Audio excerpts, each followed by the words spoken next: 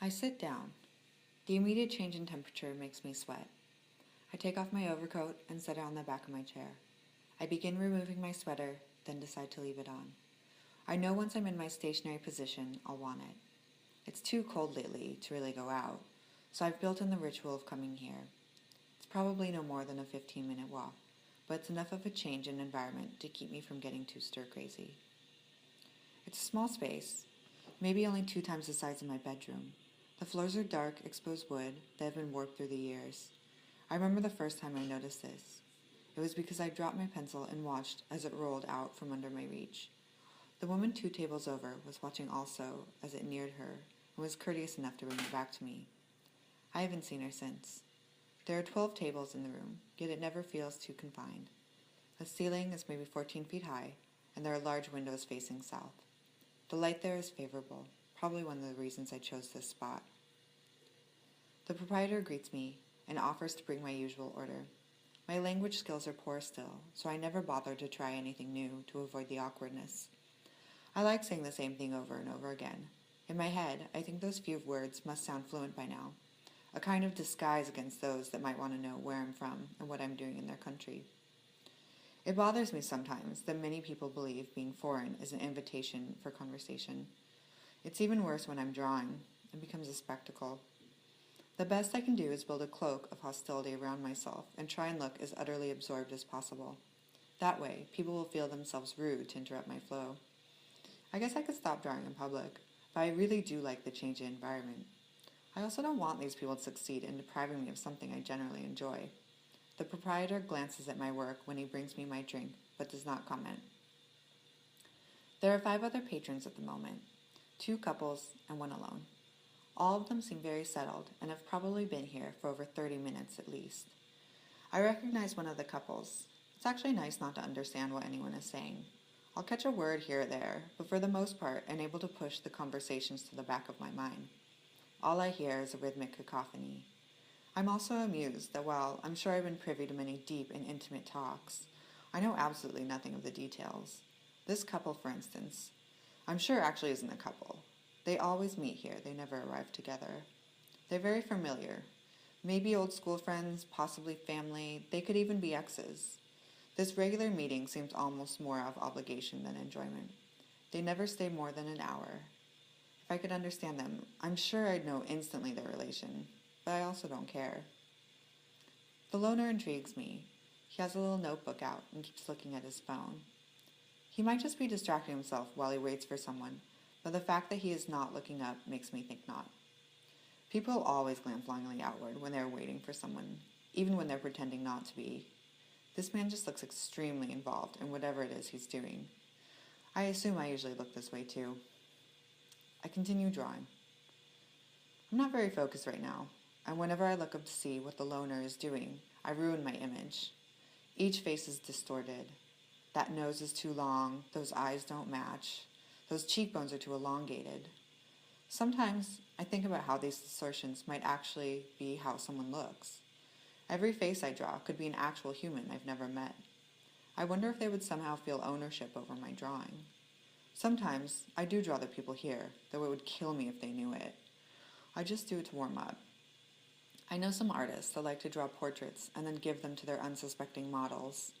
First, the person's disturbed and self-conscious at finding they've been being watched, then flattered that they were the object, the muse of an artistic pursuit. I find it rather tacky. I dig through some loose notes and postcards I have tucked in my sketchbook.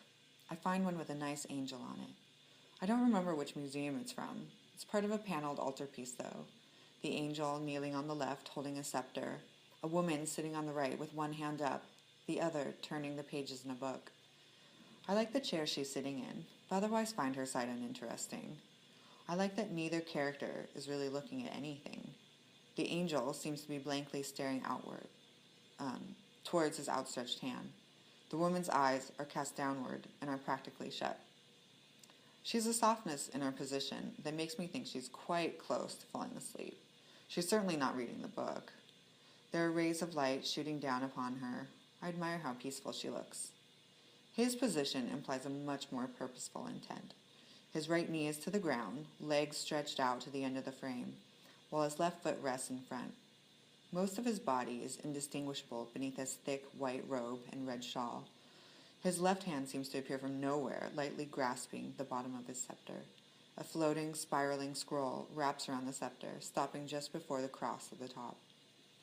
His wings are much more naturalistic than many I've seen. They're mostly brown, but gradate slowly to a cream color at the tips. They perfectly hit the top and left edges of the frame. The whole composition works nicely as a square. I begin to draw him. Immediately, I have the wrong face.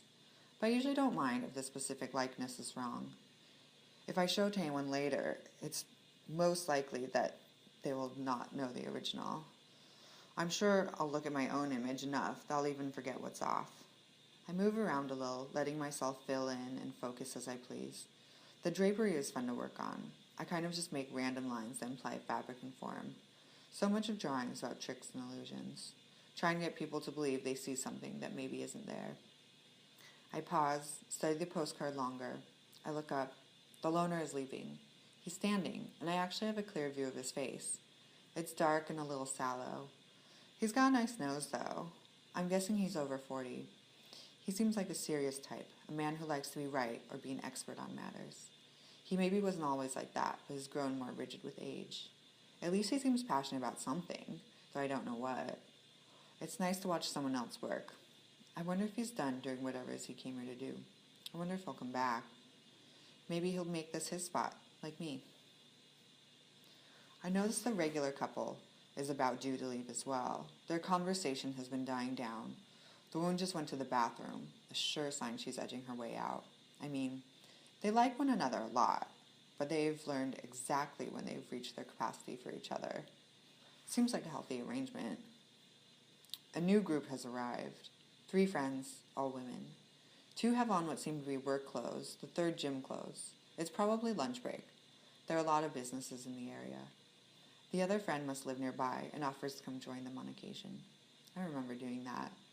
I remember hugging and talking and catching up in that perfect 1-hour window. Someday, when I get to leave this country, I'll do it again. Meanwhile, I can barely say, "Hello, how are you?" without inquisitive stares of incomprehension.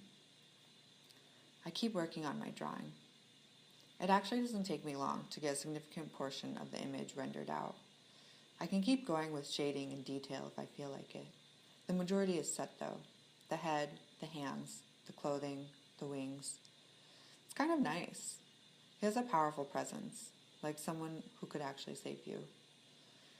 I can't remember if that's what angels do, though, or is supposed to do. They're all over these classical paintings, holding scepters and lilies hovering around. I like that they're always so austere. Maybe they're being helpful. But really, the problems of mortals are so meaningless to them. I turn over the postcard. The painting is titled The Annunciation. That means this is Gabriel and Mary.